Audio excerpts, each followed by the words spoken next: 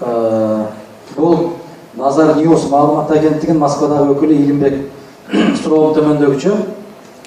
Бийликке жакпаган саясатчылар бириксеңер болобу дейт. Бул кыргыз үчүн оор маселе экен. Өтө оор маселе экен биригүү деген. Себеби бүт эле баары таарымчак болот. Анан көңүлүн азигел экенибиз да ошондо. Аракет кылып атабыз.